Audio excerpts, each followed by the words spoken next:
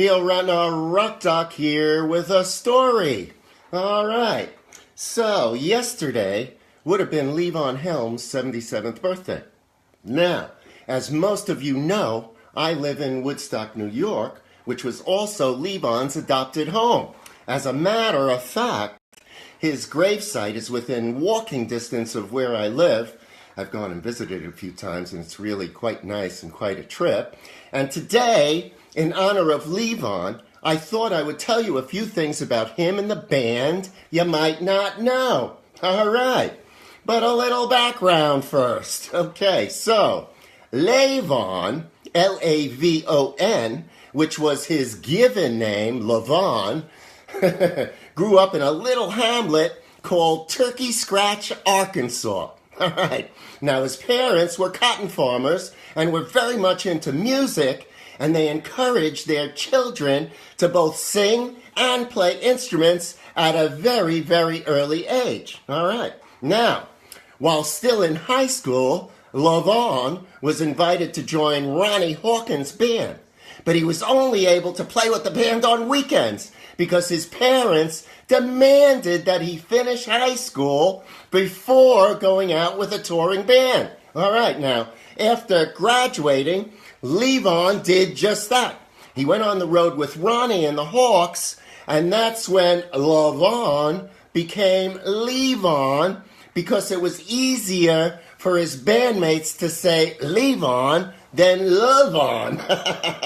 Okay, now, in 1963, the band parted ways with Hawkins and became Levon and the Hawks, then the Canadian Squires, and finally, just the Hawks.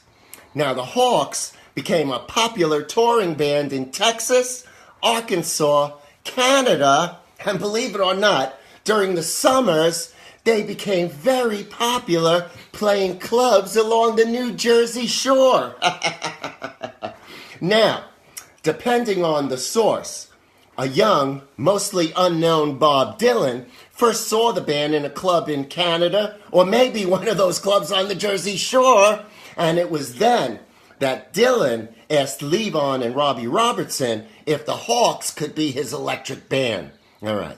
Now, at the time, Levon didn't really know much about Dylan and has said, "I knew he was a folk singer and songwriter whose hero was Woody Guthrie, and that's it." Okay. Now, Levon got totally bummed out by the hostility of Dylan's folk fans, and he left the band for a while, took a hiatus, stopped doing music. This was in 1965, and he actually went back to Arkansas and just hung there for a while, all right? But eventually, he returned to the group, which was now called The Band, and he moved up here to Woodstock, New York, and he never left. Okay, so now, it's 1976, and Robbie Robertson decides that's it for the touring band, and he arranges for a concert called The Last Waltz, and he arranges for Martin Scorsese to film the concert. Now, I don't know that Robbie actually intended for the band to end, because he did think that they could be a studio band, they just wouldn't tour, but of course that's not the way it worked out. And we all know The Last Waltz was their last concert, and everybody loves the movie, with the exception of Levon, who hated it. Levon was adamantly opposed to the group doing the concert, possibly breaking up in the first place. And of course, part of the problem was that Robertson was the only one to receive royalties from the home video sales and from much of the band's music at the time. All right, maybe we should listen to a little of Levon and the band while I tell the rest of the story. Okay. The band. The band.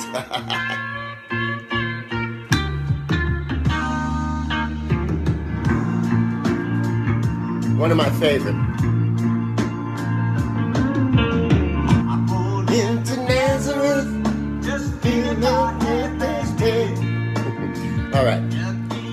So So Levon died April 19th, 2012 at the age of 70. And in his later years, he created the Midnight Ramble, which are occasional concerts at a studio barn at his home up here. And it's cool, let me tell you, man. What many people don't know is that Levon actually started the concerts to help pay for his throat cancer treatments. That's how bad it was, him not getting royalties, and Robbie Robertson getting most of them. All right. Now, I went once while Levon was alive. Incredible. And I've been there many times since. You never know who might show up. One time I went to see his daughter Amy, and it was billed as Amy and Friends, and the Friends turned out to be Donald Fagen, John Sebastian, and a surprise performance by Graham Nash. Now, right after Levon died, the family did a very cool thing. His coffin was placed on the stage at the barn, surrounded by flowers and a pair of drumsticks. And above it were continuous videos of Levon and the band. And anyone who wanted to pay their respects was welcome, and buses ran constantly from Woodstock to the barn for that afternoon. Now, Phil Lesh from the Grateful Dead wrote a piece about Levon when he died, titled Farewell to the American Bard. And I'll finish my story by reading it. So this is the way from The Last Waltz. That's why Levon's not singing all the verses. But it's such a good version, I figured I'd play it anyway. All right. Now, Levon embodied that America of myth and legend, of tale and song, often celebrated in words, but so very rarely encountered in the flesh. Moreover, he was a sweet, loving, irascible, humorous, hugely gifted human being whom I've come to deeply respect and love over the years of our acquaintance.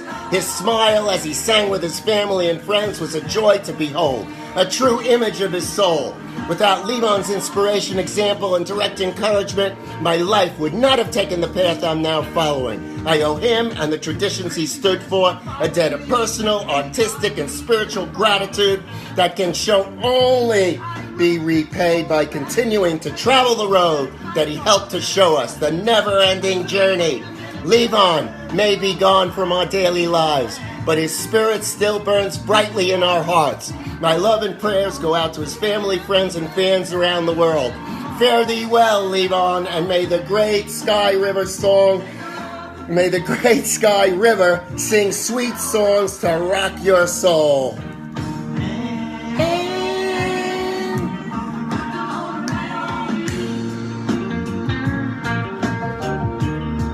What a great song, right?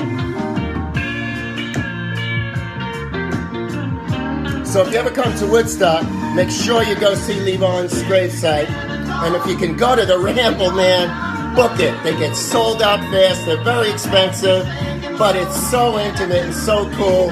It's something you got to do at least once in your life. All right, that's it. Neil Ratner Rock Doc. That's my story for today. I hope you enjoyed it. I'll see you real soon with another cool story. Have a great Memorial Day weekend if you're in the States. Great weekend, the rest of your weekend if you're somewhere else. And I'll see you real soon. Load up, Granny.